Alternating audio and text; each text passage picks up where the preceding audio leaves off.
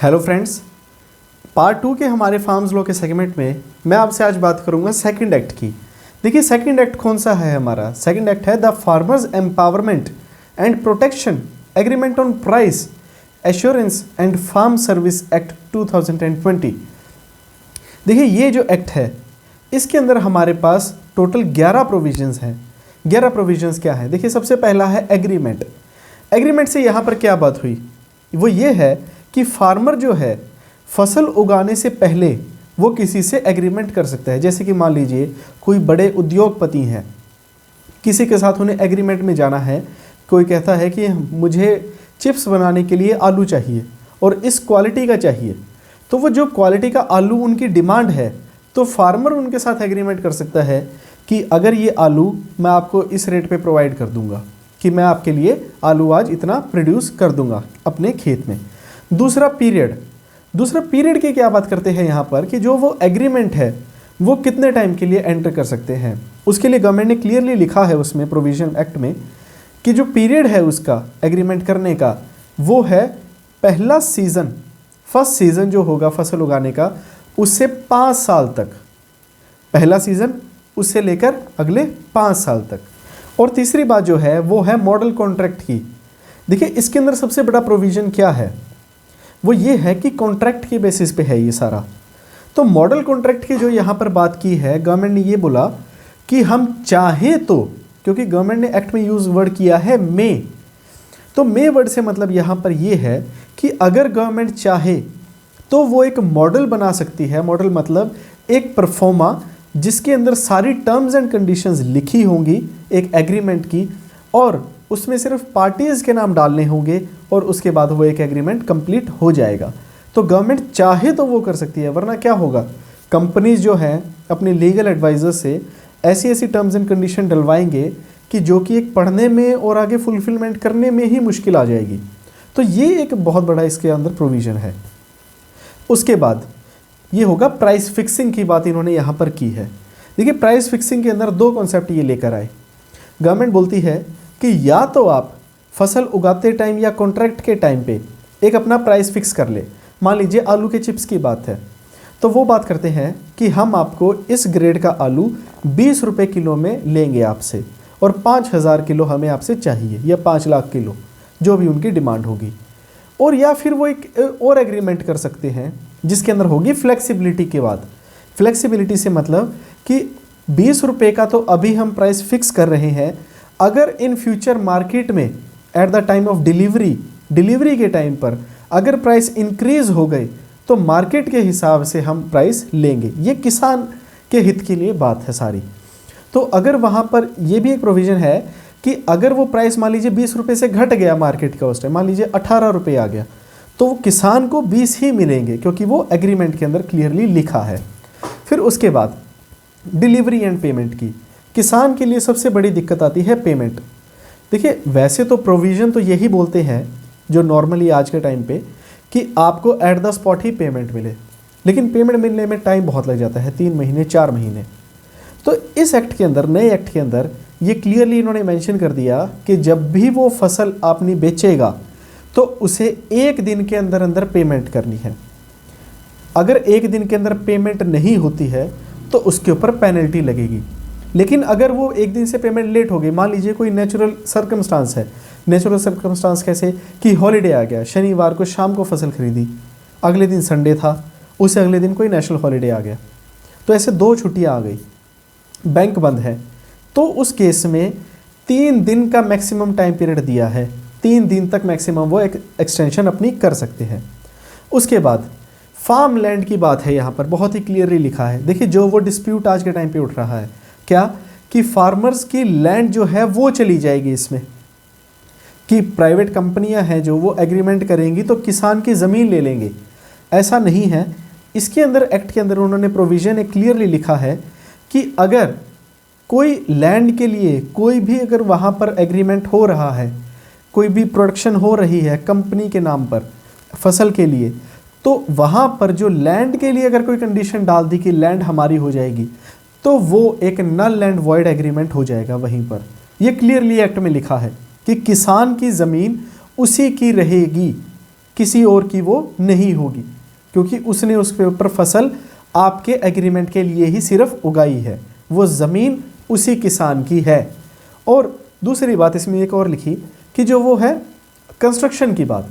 मान लीजिए अगर प्राइवेट कंपनी है, कोई कॉन्ट्रैक्टर है, उन्होंने कोई कंस्ट्रक्शन करवाई, तो उनकी जो कंस्ट्रक्शन है, मान लीजिए उन्होंने कंस्ट्रक्शन करवाई है कि जो भी ये आलू है या कोई और फसल है, ये आप ग्रो करेंगे तो यहाँ पर स्टोरेज के लिए चाहिए, तो वो अगर चाहे तो किसान और वो कॉन्ट्रैक्टर जो भी होगा, वो एजेंट, वो आपस में मिलकर कर सकते हैं। लेकिन दूसरी बात इसमें एक बहुत ही इंपॉर्टेंट डाल दी उन्होंने इसमें क्लियर करने के लिए कि जो वो कंस्ट्रक्शन होगी, वो जो कॉन्ट्रैक्टर है, जो वो कमिश्नर है, अगर वो उसके बनवाता है, वहाँ पर कंस्ट्रक्शन करवाता है, तो वो खुद अपने खर्चे पर, ना कि किसान का खर्चा, वो खुद अपने खर्चे पर उस कंस्ट्रक्शन को वहाँ से हटवाएगा। और अगर वो वहाँ से कंस्ट्रक्शन नहीं हटवाता है जो करवाई है, तो ये प्रिज्यूम किया जाएगा, ये मान लिया जाएगा कि वो जो कंस्ट्रक्शन है वो किसान की ही है, बाद में उसका उस पर किसी का कोई भी अधिकार नहीं रहेगा। ये बहुत ही क्लियर इस एक्ट में लिखा गया है। अगली बात रजिस्ट्रेशन की।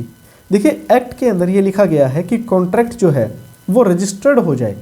तो रजिस्ट्रेशन के लिए जो यहाँ पर बात है वो ये, देखिए दो बातें हैं यहाँ पर, रजिस्ट्रेशन हुआ नहीं हुआ, अगर नहीं हुआ तो भी एक वो वैलिड कॉन्ट्रैक्ट बन जाता है, क्योंकि वो बाद में प्रूफ करना पड़ेगा, वो एक अलग मैटर है, लेकिन वो एक एग्रीमेंट होता है।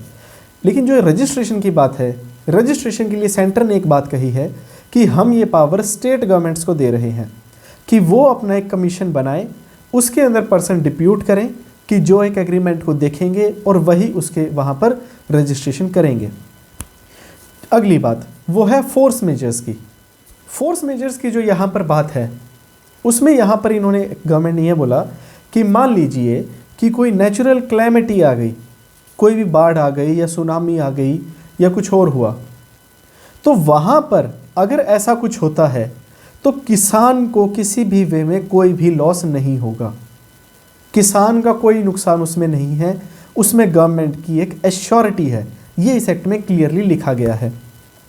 और उसके बाद अगला प्रोविज़न उन्होंने डाला डिस्प्यूट का, कि मान लीजिए कोई डिस्प्यूट आता है, तो डिस्प्यूट के लिए भी मैंने आपको पहले भी बताया प्रीवियस वीडियो में कि कंसिलिएशन होगी सबसे पहले। अगर आप कंसिलिएशन में जाते हैं और वहाँ सेटलमेंट होती है तो वो एक मेमोरेंडम बन जाएगा। मान लीजिए आपका कंसिलिएशन में नहीं हुआ तो आप फिर एसडीएम के पास जाएंगे। एसडीएम के पास जाने के बाद 30 दिन का टाइम पीरियड होगा एसडीएम को कि उस डिस्प्यूट को सेटल करे। अगर आप एसडीएम से भी सेटिस्फाइड नहीं है तो आप जाएंगे कलेक्टर के पास, फिर कलेक्टर के पास भी पावर है कि वो 30 दिन के अंदर अंदर इसे सेटल करेगा। और यहाँ पर भी इस एक्ट में भी यही बात लिखी गई है जो पहले में लिखी गई थी कि जो डिस्प्यूट्स हैं वो कोर्ट के अंदर किसी भी वे में नहीं जाएंगे। अगली बात 10th पॉइंट ये है पेनल्टी का। मान लीजिए कोई डिस्प्यूट अराइज हुआ और उस डिस्प्यूट के अंदर ये आता है कि पैसा किसी ने नहीं दिया, किसान की या किसी की भी गलती है, किसान की है चाहे कॉन्ट्रैक्टर की है। अब हम मान के चलते हैं कि कॉन्ट्रैक्टर की गलती है, तो कॉन्ट्रैक्टर की गलती के लिए एक्ट के अंदर ये क्लियरली लिख दिया कि अगर कॉन्ट्रैक्टर गिल्टी पाया गया तो उसे उस अमाउंट का, जो अमाउंट किसान को देनी बनती है, उसका 1.5 गुना वो देगा। ये क्लियरली एक्ट में लिख दिया। और अब आते हैं किसान की तरफ। मान लीजिए अगर किसान गिल्टी है, किसान की अगर गिल्टी निकलती है तो उसे कोई भी पेनल्टी नहीं लगेगी, उसे सिर्फ उतना ही अमाउंट देना है जितना कि उसे बकाया था। ये इस एक्ट में क्लियरली लिखा है।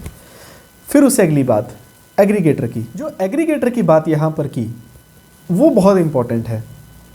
वो ये है कि अगर किसान चाहे तो एक संगठन बनाकर एक कमेटी अपनी बना सकते हैं जो कि सभी के लिए, किसानों के लिए एग्रीमेंट के अंदर एंटर कर जाएंगे। फॉर एग्ज़ाम्पल एक इसे उदाहरण से समझते हैं, वो ये कि अगर सारे किसान आलू उगा रहे हैं, उनकी एक यूनियन है, यूनियन एक कंपनी के साथ कॉन्ट्रैक्ट करती है कि हम आपको आलू देंगे 5 लाख किलो 20 रुपये के रेट पर, तो सारे किसान उसमें एग्री करेंगे, जो भी किसान होंगे वहाँ के, और वो एक कंबाइन एक एक्ट में एंटर कर जाएंगे जिसे हम यहाँ पर लेके आ सकते हैं, जो कि होगा एग्रीगेटर्स का। इसका बेनिफिट है बेसिकली, देखिए इसका बेनिफिट ये है कि किसान जो है वो अपनी यूनियन बना सकते हैं और अपना एक मिनिमम रेट वहाँ पर रख सकते हैं।